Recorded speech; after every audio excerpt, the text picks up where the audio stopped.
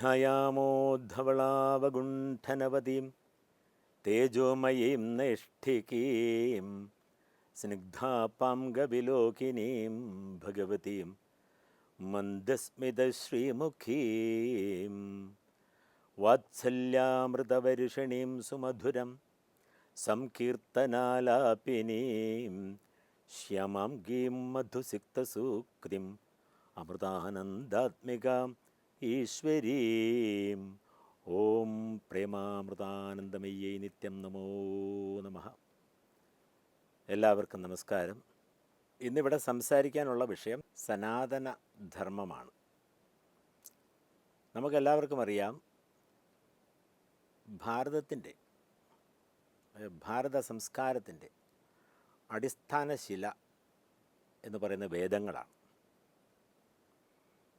വേദങ്ങൾ എന്ന് പറയുമ്പോൾ കേവലം പുസ്തകങ്ങളല്ല, ലിപികളല്ല, ഗ്രന്ഥങ്ങളല്ല.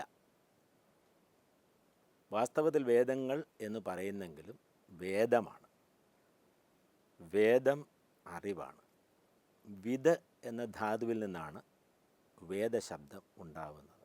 അങ്ങനെ നോക്കുമ്പോൾ വേദം വാസ്തവത്തിൽ പഠിപ്പിക്കാനുള്ളതല്ല, പഠിക്കാനുള്ളതാണ്. മറ്റുള്ളവരെ അറിയിക്കുന്നതിന് മുമ്പ് സ്വയം അറിഞ്ഞിരിക്കണം. ഞാൻ നേരത്തെ എപ്പോഴോ പ്രസ്താവിച്ചിട്ടുണ്ട്, 4 വേദങ്ങളും പഠിച്ചു, 6 ശാസ്ത്രങ്ങളും പഠിച്ചു. ഭാരതത്തിൽ നിലവിലുണ്ടായിരുന്ന വിദ്യാഭ്യാസം മുഴുവൻ നേടിയാലും അറിയേണ്ടതിനെ അറിഞ്ഞില്ലെങ്കിൽ, നാം നമ്മളെ നന്നായി അറിഞ്ഞില്ലെങ്കിൽ, അങ്ങനെ അറിയാത്ത ആൾക്കാർ, പണ്ഡിതന്മാർ, ബ്രഹ്മജ്ഞാനികൾ വേദഭാരം ചുമക്കുന്ന കഴുതകൾ എന്ന് വിളിക്കുന്നുണ്ട്. ചുരുക്കത്തിൽ വേദം ഉദ്ഘോഷിക്കുന്നത് ധർമ്മമാണ്. ധർമ്മം ആര് നിലനിർത്തുന്നു അല്ലെങ്കിൽ ആര് നിലനിർത്തണം എന്നൊരു ചിന്തയുടെ ആവശ്യമേ ഇല്ല. ധർമ്മം വാസ്തവത്തിൽ ഭൂമിയിൽ നിലനിർത്തുന്നത് ഈശ്വരനാണ്. എന്നാൽ ഈശ്വരൻ ധർമാധർമ്മങ്ങൾക്കെല്ലാം സാക്ഷിയുമാണ്. സൂര്യൻ്റെ സാന്നിധ്യത്തിൽ ഒരുപാട് കർമ്മങ്ങൾ ഭൂമിയിൽ നടക്കുന്നു. സൂര്യന് അതൊന്നും നന്നാക്കാനോ ചീത്തയാക്കാനോ ഒന്നും പോകുന്നില്ല. ആദിത്യ ഭഗവാൻ അതിൻ്റെ എല്ലാം സാക്ഷിയാണ്.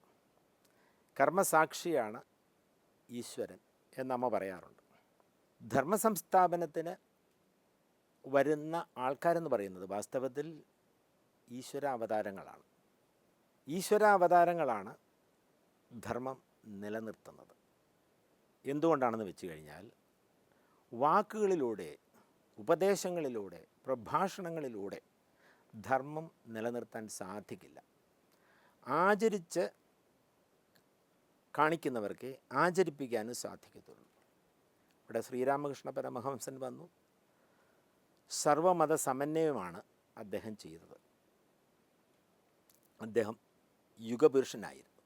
അതുപോലെ ഒരുപാട് ആൾക്കാർ ഇവിടെ വന്നിട്ടുണ്ട്. ശ്രീകൃഷ്ണൻ, ശ്രീരാമൻ, അങ്ങനെ പലരും. അതുകൊണ്ട് ഈ ഭാരതഭൂമിക്ക് രത്നഗർഭ എന്നൊരു പേരുമുണ്ട്. രത്നങ്ങളെ ഗർഭം ധരിച്ചിരിക്കുന്നവൾ.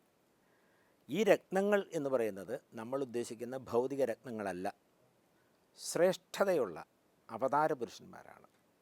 അതുകൊണ്ടാണ് ഭഗവാൻ ഭഗവത്ഗീതയിൽ അഭ്യുത്ഥാനം അധർമ്മസ്യ ധർമ്മസംസ്ഥാപനാർത്ഥായ എന്നൊക്കെ പറയുന്നത്.